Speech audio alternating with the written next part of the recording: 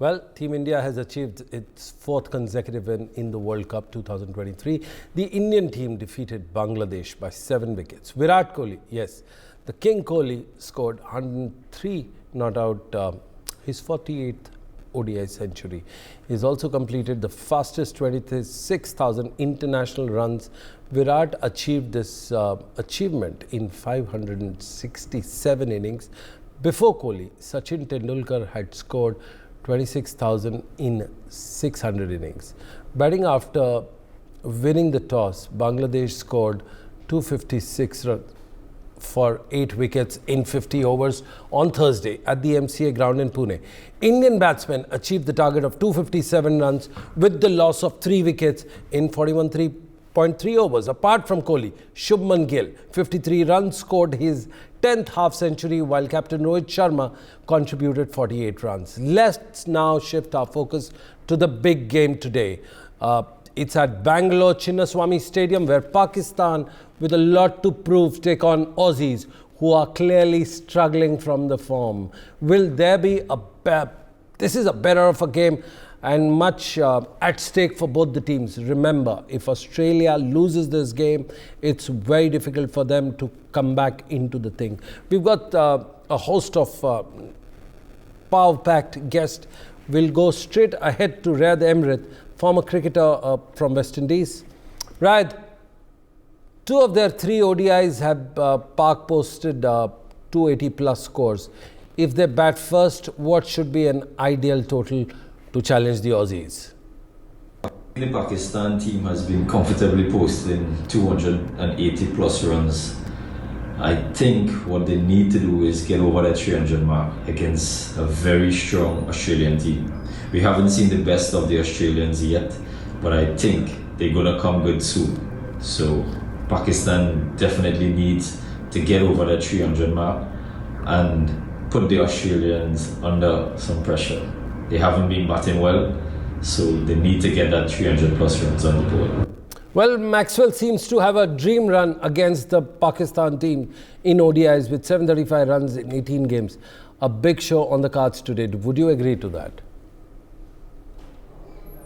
Yes, Glenn Maxwell is very important to the Australian team. He is one of the go-to batters. He is the game changer. He has done it before. He's explosive. Right. I think the Pakistan seamers haven't really done well and live up to the hype that they have come into this tournament with. So if he, the big show, can get it right, it's going to be very interesting. But I still think Lamashane, Steve Smith are the ones to look out for. Well, that's an interesting point that they made out. Again, between Pakistan and Australia, what do you think here? What you see on television is the number of matches, the close duels. But we'll come back to our another guest who's lined up from abroad. We seem to have a technical problem right now. I'll come back to this guest in the studio and ask Tasmin, where do you see this this duel going to be?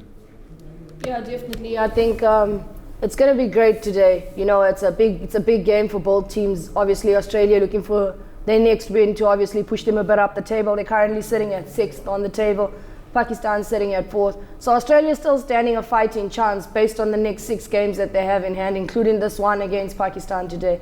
You did mention Glenn Maxwell for me, yes, who's played 16 innings and has not been taken out for double figures against Pakistan so far. So it's going to be a big day. All eyes on Glenn Maxwell, obviously, in the Pakistan changing room. Not to mention that Steve Smith hasn't come to the party with the bat yet so far. He'll be looking to put some runs on the board. Absolutely. Maxwell has arrived to the party, but Tristan, well, we'll wait and see. Tristan Lavalette, ESPN Cricket Info and Forbes contributor, joins us. Chris, do you think this is actually a strong Australian side that the management have picked up for the World Cup?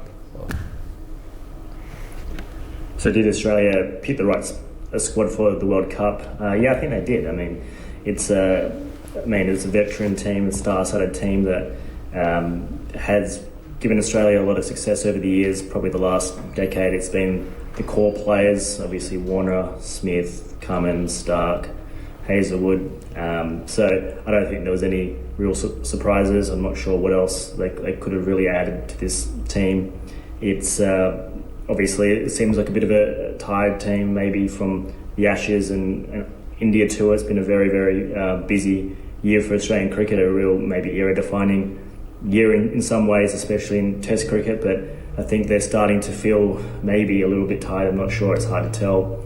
Things look worse when you're not performing, but Australia did bounce back against Sri Lanka. I think they looked a bit better. Pat Cummins led from the front. So I think, there's still a lot of time for Australia to come back and still make a big impact in this tournament. I think they're still right in the mix with the semi-finals, so they're going to back their stars, their veterans, to spearhead this group. And at the moment, I think you still can't write off Australia. So I think they're probably going to progressively get better, and I still think they're going to certainly contend for the title. Well, there seems to be a lot of thing on Adam Zampa. The pressure and the expectation is high, and especially when there is no Ashton Agar, and Maxwell is a part-time bowler. Do you think that is the case right now with the Aussies? In terms of if they're reliant too much on Adam Zampa, then yeah, I think they are. I mean, obviously they don't have a second frontline spinner really, and they've got Tanveer Sangha in the squad, and he's a young guy. I don't think they're going to throw him into this big spotlight at the moment. He's still inexperienced, so they're going to rely on Glenn Maxwell to be the second spinner, and he's done a pretty good job so far, I think, but it's going to be a tough ask for him to maintain this kind of burden throughout the whole tournament. Obviously they lost Ashton Agar, who's would have been their second spinner. He's been very reliable over the years, very handy batter as well. So he's unfortunately not in the squad due to injury. But the other option, the wild card, would be getting Nathan Lyon to the squad if there was an injury, but that seems pretty unlikely since he's just coming back from a major injury sustained in the Ashes. So they're going to really need Adam Zampa to fire. As I said last time, he's probably the most important player, and he bowled very well against Sri Lanka, and if he can keep that up, then Australia have still a chance of winning the title. Well, thank you, Tristan. We come back to our studio guest right now. Very important and pertinent question that the fans want to know. What is the statistical delight for today? Second is, if Aussies were to lose this, do you think their World Cup dreams are over? Dave, I'm going to bring you here for these two questions. Right, sir. Good morning to everybody, and thanks for having me in the studio. It's a massive game again, and the biggest statistical anomaly from a Pakistan perspective is that so far in any of the World Cup contests, they haven't really had a batsman who's made a century, a three-figure mark. They haven't really posted a dominant 300-run total. So can that actually happen today? Can Chinnaswamy Stadium, which is the RCB's home ground, and of course somebody like Maxwell who would consider this to be his home ground, can it produce that surprising result? Can they actually stun the Australians, the Pakistanis, of course? We don't know as yet. But there is something which I want to bring to your attention. Rizwan and Babar Azam definitely hold the key for the Pakistani batting unit. They've had their weaknesses against spin and pace. The one person that Pakistan will have to watch out for from the opposition camp is Adam Zampa. He has been the most exemplary spinner. He's picked up 17 ODI wickets against this team from 10 games, and he may just actually come and take his fifer. His bowling economy against Pakistan actually happens to be the second best when it comes to subcontinental teams. So there's so much at stake here today. Well, in a four-wheel drive, you just have two alloy wheels, which is Babar Azam and Rizwan. Tasmin, time for you to come in and tell us how much of a pressure is it on a top-order batter, especially when you know that you don't have a deep batting lineup and you don't have pinch hitters, and at the same time, your strike rate is not at par. Yeah, definitely. Big pressure both on Rizwan and Babar, as we've said it. I think for me, Babar Azam just needs to get to a point where even after crossing the 50 mark, he needs to stick around. He needs to stay in there to give the rest of his team the confidence to come in and be able to bat around him as well and support him as he goes on. He has to bat through the innings, look to play up to at least the 40th over, if not all the way through the game. That will definitely give Pakistan not only the foundation for their batting order, but as well as the chance for guys that are able to come in and swing their arms and free up their arms, the opportunity to feel comfortable to do that as well. The bowling hasn't been great, Tasmin. At the same time, the batting is... I mean, the spinners have really not showed up for Pakistan. Do you think there's a cause of bigger worry than the batting itself? Yeah, definitely. You know, it's got to be balanced. You got to find your footing both with the bat and with the ball as well, I think.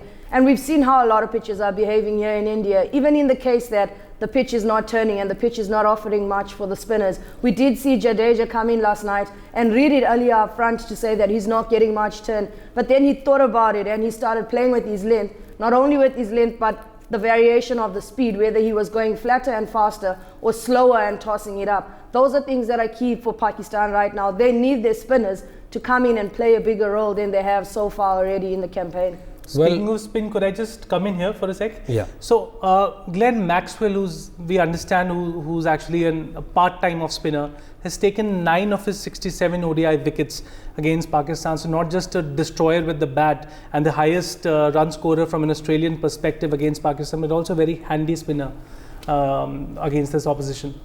Well, Tasmin, at the same time, you have a very formidable attack, a balanced attack from the Aussies, and they're making a resurgence. Do you think it's a worrying sign for the other teams because they are eyeing for number 4th position right now? Yeah, definitely. You know, they have come back. They have taken a few leaps from the defeats they have faced earlier up in the tournament, and they are gone back to the drawing board. We can see the changed Australia as opposed to the first 2 games where they didn't really do so well. Probably had a great chat with Evan Zampa. They've told him to say, look, you need to find a plan. You need to find something to do. If it's not turning, you need to look for other options with the ball. Not to put it out there, but Adam Zampa is 3 wickets away from getting his 150th wicket in ODIs. He'll be the only leg spinner outside of Shane Warne for Australia to do this as well. So a lot of pressure on him today, definitely. But I think if Pakistan comes out firing today and looks to take him on earlier and unsettle him, then they might actually stand a chance against the Adam Zampa attack today. Dave, what is going to be the first to 10th over strategy for Pakistan, considering they're heavy on average and they don't lose out much wickets in cluster in the initial 10 overs? I think there would be a huge responsibility on the shoulders of the very, very talented and capable Imamul Haq. They would like to safeguard their wickets, get on with the tempo, and not actually leave the bulk of run scoring on the able shoulders of their captain, who's actually been doing brilliant performances in such key, critical, big World Cup games. We also have to understand that lower down the order, they have 2 very capable batsmen in Iftikhar and Saud Shakil. Can they actually come to the party? Pakistan would definitely love such a proposition. Well, have the Pakistan really come to the party? They're sitting pretty at number 4 right now with good points, 1 loss and 2 wins. Do you think this is a crucial, Tasneem, this is a crucial 2-match point for Pakistan and also a chance to improve their run rate?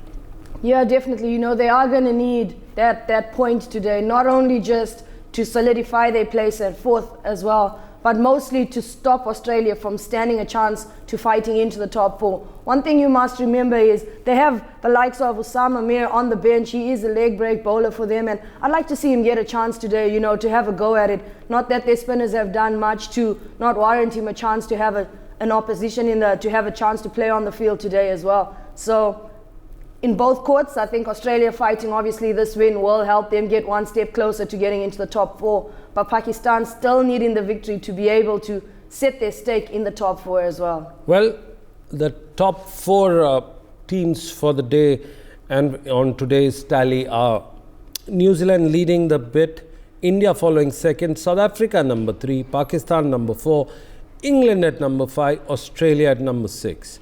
Now, do you think the race is really hotting up between England, who's at 5, and Australia at number 6? Because today, if Australia wins by a margin of 67 odd runs, then they seem to improve their net run rate and come into the top 4. Tasmin? Yeah, definitely. You know, like we said, Australia really need this win as well, and it'll be a good build of momentum for them leading up to anything that comes thereafter. We do know that England's got a tough couple of games following behind them right now. They still have South Africa. They still have big games in their courts. So Australia will want to step their authority all over Pakistan to be able to get that much closer into making it into the top 4. Well, that's an interesting outcome to their games, and especially when you start in the latter half of the tournament, things really go for a different spin altogether. They not only go in for a victory, but also try and improve their net run rate. Well, last night India tried doing that. They got marginally better, but still it's the New Zealand which is leading the thing back from the front. Dave, I'd like to come to you. I want to ask you about the middle order batting of Pakistan. Now, what's going wrong with the middle order batting? Because they haven't crossed the big par score, and they've been contained by the spin department. Your views? Just the lack of runs, that's the main issue. And as we discussed earlier in the program, that the bulk of the batting responsibility tends to often be around Babar Azam and Mohammad Rizwan, who they would love to remember can actually have an off day. So you will need somebody to play that sheet anchor role right from the top order. Can that be done by Imam? Can somebody down the low middle order step up the game? Because it's actually about protecting wickets and then upping the tempo of runs. When the big runs don't come, you just have to rotate the strike. Pakistan are very good with that, by the way. Since the last 3 years, we have seen that there has been a large impetus on converting ones into twos and probing the soft spots to go through, exploring the weakened areas on either sides of the wicket. They are, being a subcontinental side, they tend to play spin very well. So countering Zampa should not be a menacing nightmare for them. But again, what happens in cricket is wired in the now, and this is a World Cup game with both sides having a lot on their hands to play. Well, absolutely. Both sides have a lot of stake, and remember, these both are the former World Cup champions. Tasneem, before we wrap up this show, what do you think will be going in Aussie's mind? Because they're clearly under pressure. They need these 2 points and also need to go up in the order so that they still have the chance for the semi-final. What would be the dressing room discussion since you've been a player? Definitely, obviously, they're going to be looking to get rid of Babar Azam pretty early, as well as Mohammad Rizwan. The thing is, their seamers haven't exactly done the worst performance, but they haven't actually been at their top best performance. So today you want your seamers to come out firing, definitely hit the deck as hard as possible early up front and create those chances for you.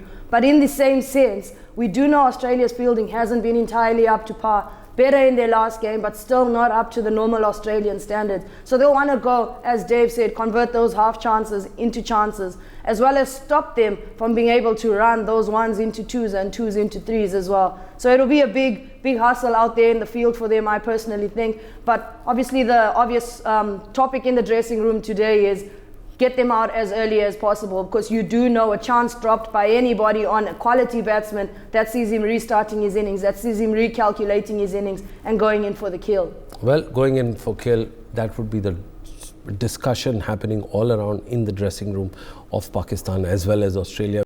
For more such videos, subscribe to the NewsX YouTube channel, hit the bell icon.